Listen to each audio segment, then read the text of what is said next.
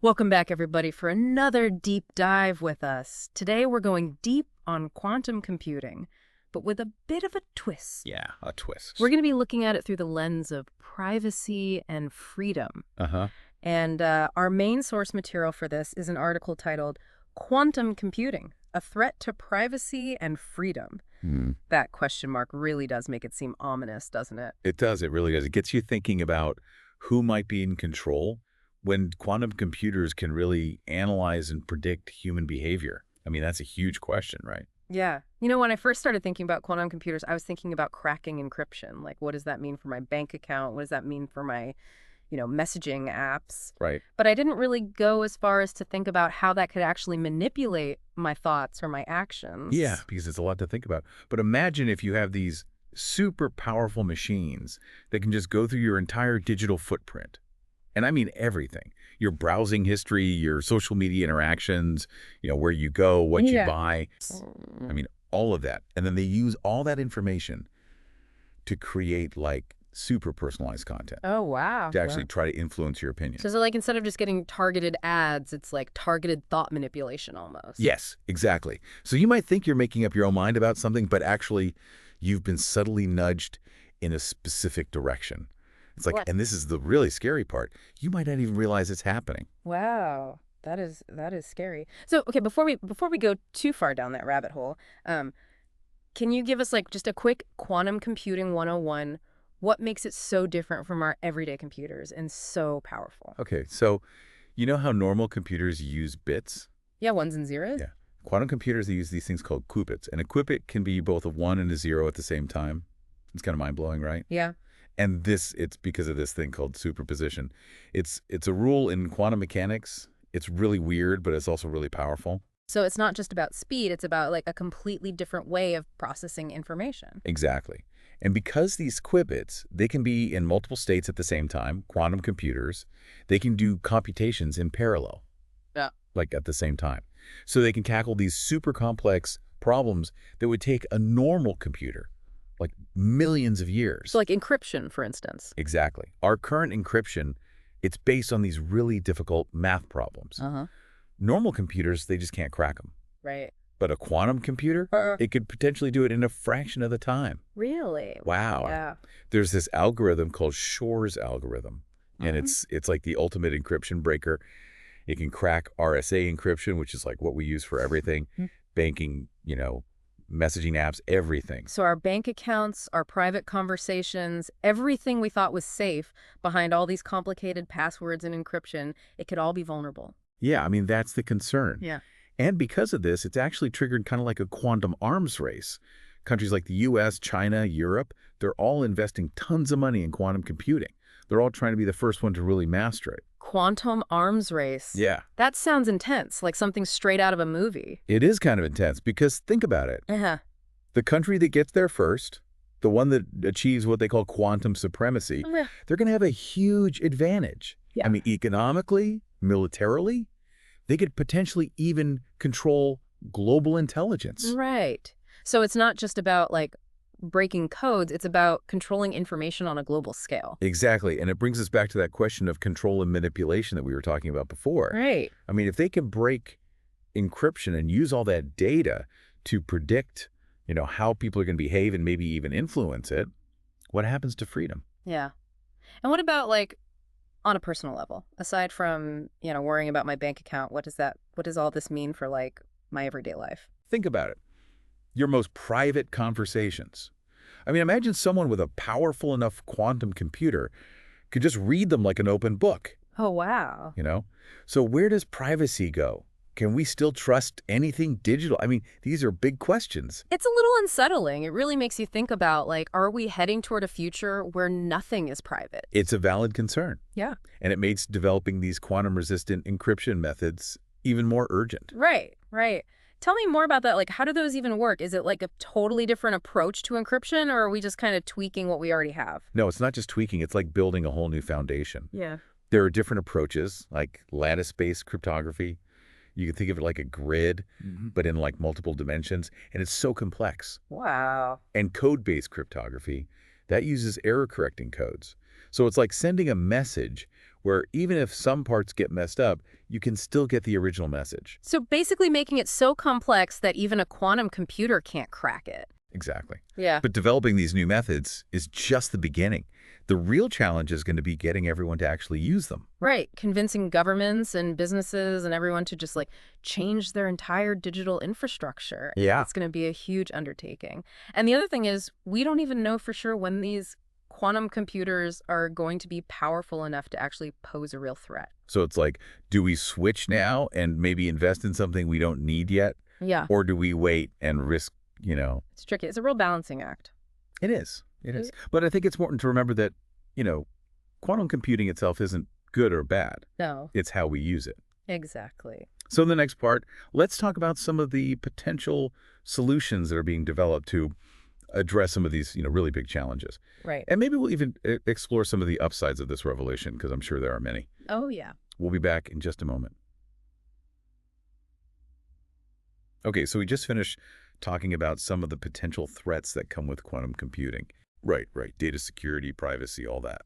Yeah, it's a little overwhelming to think about, but I'm curious, what are people doing about it? Like, what solutions are out there? Well, one of the big ones, as we mentioned before, is quantum-resistant encryption. So coming up with these new algorithms that can withstand attacks from, well, both classical and quantum computers.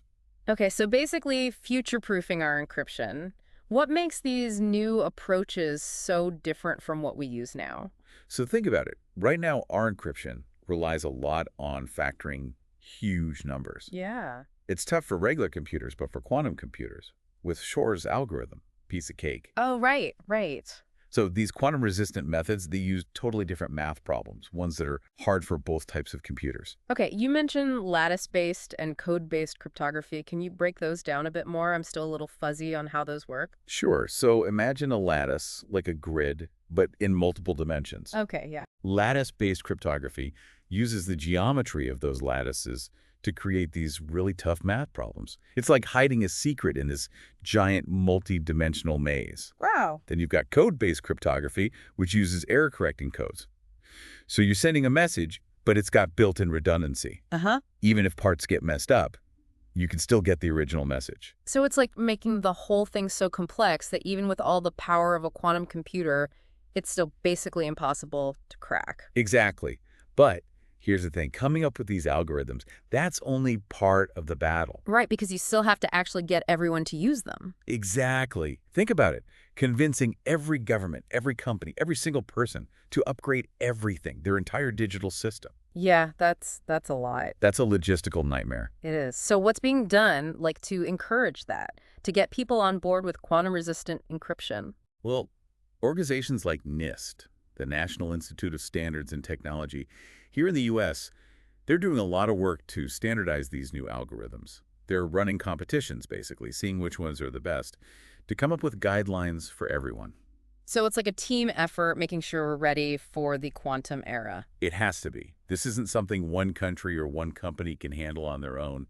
It's a global problem. That makes sense. We were talking earlier about how quantum computers could be used to manipulate people, like their thoughts and actions. But thinking about all this encryption stuff, could it also protect us from that? That's a really interesting thought. I think it could. I mean, if our communications and data are really secure, then it's harder for anyone to collect the information they would need to, build those profiles for manipulation. Right. So it's not just about money or secrets. It's about protecting, like, our minds. Yeah, making sure we're in control of our own thoughts. Right. That's huge. But, this is all pretty heavy stuff. We've talked a lot about threats, a lot about solutions. I think it's important to remember that quantum computing isn't all bad. No, not at all. In fact, there's a lot of good that can come from it. So in the last part of our deep dive, let's focus on that. Let's look at some of the positive ways quantum computing could change things, maybe even improve our lives. Yeah, definitely. There's a lot to be excited about. All right, we've talked a lot about the scary stuff, the threats, the challenges, the whole quantum arms race thing. Yeah, it's a lot. But let's switch gears a bit. Let's talk about the good stuff. Right. What kind of positive impacts could quantum computing have? I mean, the article does mention some pretty exciting possibilities. Oh, absolutely. The potential is huge. I mean, it really spans across so many fields. It's hard to even grasp sometimes. Like, we're opening up this whole new realm of what's possible. Okay, so Specific. What are we talking about here? What areas could really be transformed by quantum computing? Well, take medicine, for example. Drug discovery could be completely revolutionized. Okay. I mean, imagine simulating molecular interactions with this incredible level of detail. We could create and test new drugs and therapies for diseases that right now we just don't have good solutions for. So instead of years of research, millions of dollars spent in labs, you're saying we could basically test these new drugs virtually. Yeah, exactly. Using quantum simulations, we could Uh-huh. speed up the whole process, get life-saving treatments to people so much faster. Wow. That's really amazing. What else? What other fields? Well, material science is another one. I Yeah. mean, just imagine designing new materials with properties we haven't even dreamed of. Lighter, stronger, more efficient. So things like, I don't know, super efficient solar panels or cars that are super light but also really safe. Maybe even breakthroughs in superconductivity. Oh, yeah. I mean, the possibilities are endless. Yeah. And then there's AI. Quantum computing could completely change the game for artificial intelligence. Better algorithms, better machine learning, natural language processing, all of it. What would that look like, I mean, in our daily lives? How would we experience that kind of quantum-powered AI? Imagine personalized education, like Mm. perfectly tailored to how you learn best and at your own pace. Or virtual assistants that actually understand what you need and respond in a way that feels, well, human. Uh-huh. We could even see huge improvements in things like climate modeling, really understanding how climate change is going to impact us and then figuring out how to deal with it. It sounds like quantum computing could not only solve some of our biggest problems, but it could also create like whole new industries, whole new possibilities that we haven't even thought of yet. Yeah, I mean, it really is a paradigm shift. The kind of computing power we're talking about, it could reshape the world. It's exciting and also, I have to admit, a little intimidating. But, with all this talk about the potential, there have to be some roadblocks, right? Some challenges that we still need to overcome before we can really see all these benefits. Oh, for sure. I mean, scalability is a big one. Building Yeah. these quantum computers, it's not easy. It's Mm. super expensive. The technology is complex. Right. And those qubits, they're really sensitive. They need these, like, very specific conditions to work, like extremely low So temperatures. it's not just about making them bigger and more powerful, it's also about making them more stable and reliable and I guess more affordable too. Right, exactly. And then there's the software side of things. Developing quantum algorithms, that's another huge area. We need more people who can write the code that can really unlock all that potential. So we need the hardware and the software to kind of catch up with the vision, right? Yeah, it's going to take time. Well, I have to say, this whole deep dive into quantum computing has been quite a ride. It's left me feeling kind of, I don't know, awestruck, but also a little cautious. Yeah. I mean, this technology, it could really change everything, for better or for worse. As we wrap up, what's your final thought for our listeners? What should people keep in mind as we enter this new quantum era? I think the most important thing is to stay informed, stay engaged. Learn as much as you can about this technology because it's going to affect all of us. Ask questions, talk about it, make sure our leaders are thinking about the ethics of all this. It's really about shaping this future together, making sure this incredible power is used for good. It's about making sure quantum computing benefits all of humanity, not just a select few. Well said. Thank you for joining us for this deep dive into the world of quantum computing. It's been fascinating exploring both the potential and the risks of this revolutionary technology, and we hope you'll continue to explore it with us. Until next time, stay curious.